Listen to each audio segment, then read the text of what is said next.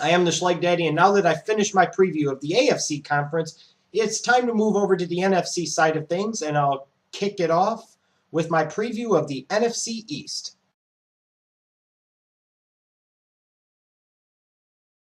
The Washington Redskins in 2010 under first-year coach Mike Shanahan finished 6th and 10 and last place in the NFC East.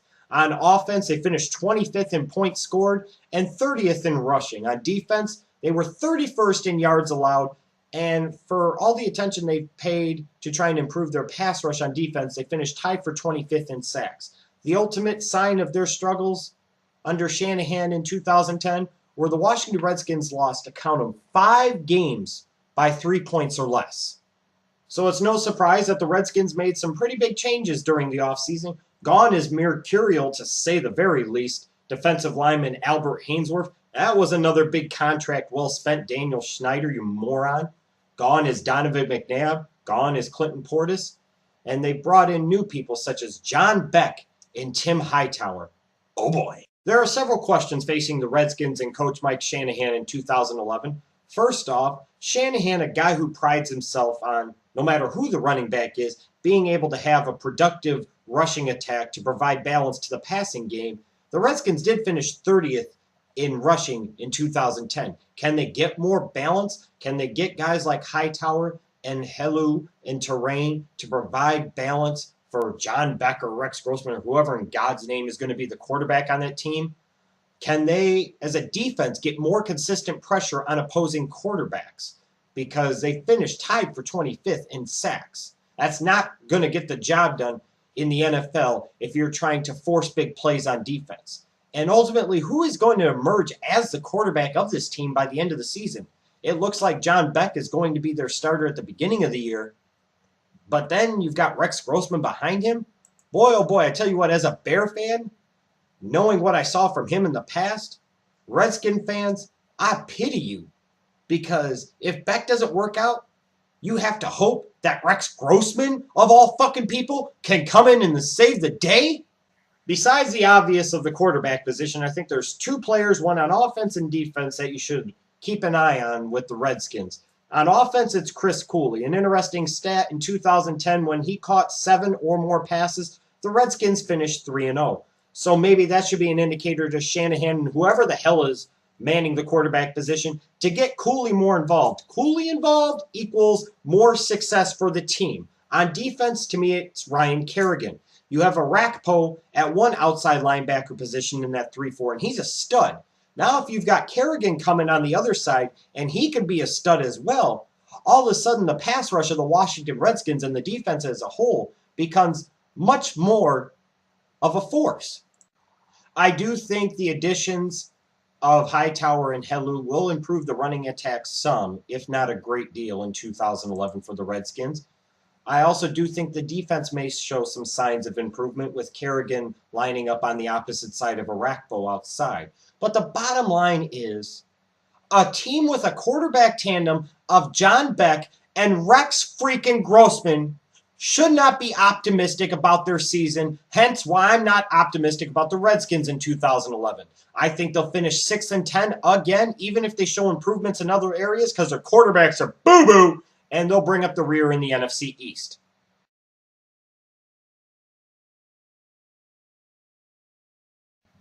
Then we get to America's team, the Dallas Cowboys, who in 2010, it was a rough go for them. They finished 6 and 10 and third in the NFC East. They lost 8 games by 7 points or less, and they were 31st in points allowed on defense, 26 versus the pass. Another big story that emerged in 2010 was that after Tony Romo went down with an injury and ended up missing the rest of the season, to be quite honest and frank, the team really didn't notice he was gone because they sure didn't perform any worse, and some could argue they performed a little bit better with John Kitna at the helm.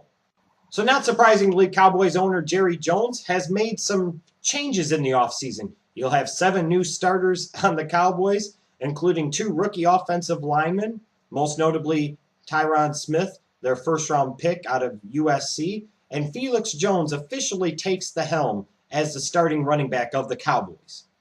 Jerry Jones seems to believe that he has a very good team this year, but they have a lot of questions to answer. How is the offensive line going to fare with 2 rookie starters? Is Tony Romo, quite frankly, is he going to prove that he's anything other than overrated as piss? Is Des Bryant going to establish himself as the number 1 weapon on that offense? And can Felix Jones stay healthy enough to be a proven, reliable number 1 running back? And will the boys' pass defense improve enough to where they don't always have to win in all these freaking shootouts? Your player to watch for the Cowboys will be running back DeMarco Murray, the 4th-round pick out of Oklahoma. There's a lot of reason to be concerned about whether or not Felix Jones can hold up to the ground and pound of a 16-game NFL regular season.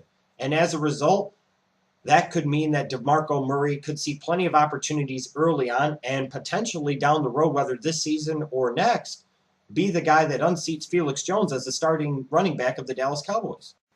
While there are other areas of concern or focus for the Dallas Cowboys, to me, in my opinion, the 2011 season is all about one man for the Dallas Cowboys, Tony Romo. When he went out with injury, Kitna stepped in, and it didn't really seem that there was much of a drop-off. And Kitna's like a 37, 38-year-old backup quarterback at this stage. So what does that indicate about Tony Romo? I think the heat's on Romo more than any quarterback and maybe more than any player in the entire NFL this year. If Romo can prove that he's really a star, the Cowboys could very well win that damn division. Do I think that's going to happen? No, I don't. I expect the Cowboys all year to struggle with consistency issues. Romo's going to have really good games and really bad games. And as a result, I expect the Cowboys to be an 8-8 team and finish 3rd in the NFC East. And just a quick statement about the Cowboys, in particular owner Jerry Jones. Yes, Jerry, I realize the 92, 93, and 95 seasons resulted in Super Bowls for you. Did you happen to also realize that those happen to be teams that were primarily assembled by your head coach, Jimmy Johnson, having great personnel decision-making powers in your organization? How many Super Bowls have you won since?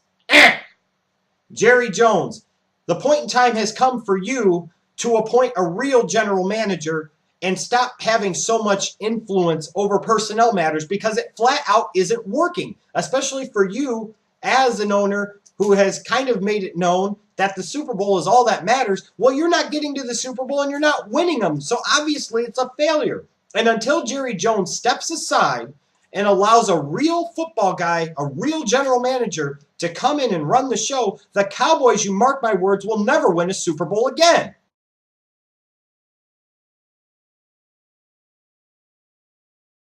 And then we get to the team that a lot of fans and the national media seem to have absolutely fallen in love with.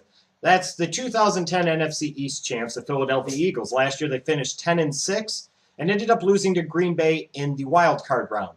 The biggest stories for the Eagles last year, most notably, was the reemergence of Michael Vick. After being away for the game for 2 seasons because of his prison stint, in his second year back, he comes in and kind of took the league by storm once he got his opportunity. They finished 3rd in points per game on offense and 2nd in total yards. But on the downside, they were 22nd in points allowed. The Eagles apparently felt that their 2 biggest weaknesses going into 2011, if nothing was done, would be their secondary and offensive line. And that's what they tried to address. They brought in Nnamdi Asomugha and Dominique Rodgers-Cromartie. And on the flip side, on offense, they drafted Baylor guard Danny Watkins in the 1st round to try and bring them some toughness in the trenches. The Eagles also sought more depth on the offensive side of the ball, which led to their signings of former Miami Dolphin running back Ronnie Brown and former New York Giants wide receiver Steve Smith. There are some questions for the Eagles in 2011 as they try to go from just being a division winner to being a Super Bowl contender. Now that teams have had an entire offseason to prepare, is Michael Vick going to be able to dominate the same way he did in 2010? Will the Eagles, who have traditionally struggled under Andy Reid in short yardage and in goal line situations, be able to improve upon that? How will Asomugha, DRC, and Samuel be able to coexist in the secondary? Because none of them is really a slot corner. So somebody's going to have to be able, whether it's Samuel or DRC, to be able to play in that slot. It's an entirely different thing than just playing on the outside. And another thing that kind of hurt the Eagles at times last year, can they cut out some of the stupid penalties that they'd commit? A player to watch for the Eagles in 2011 is going to be fourth-round pick rookie kicker Alex Henry. The Eagles got rid of longtime kicker David Akers. And as much as we focus on offense and defense, we know sometimes that special teams can be every bit as important to a team being able to win or lose a game. And having a kicker like Henry, who's a rookie, and putting him in what could potentially be a lot of important situations for a very good Eagles team, it's going to be interesting to see how he responds to the challenge in his rookie season. I look at the Eagles as a team that is a potential threat for the Super Bowl, but that doesn't necessarily mean they will be the best team in the regular season in their division. I think Vic will have moments that he'll be great, and I think there will be some teams that will catch on and he'll struggle a little bit. And it's going to take some time for the guys like Asamoah and DRC and Daddy Watkins to get acclimated to their new team and to not affect the team's chemistry. So I envision the Eagles finishing somewhere around 10-6, maybe 11-5, and being second in the NFC East. But I do think they will be the team out of this division that goes the farthest in the playoffs.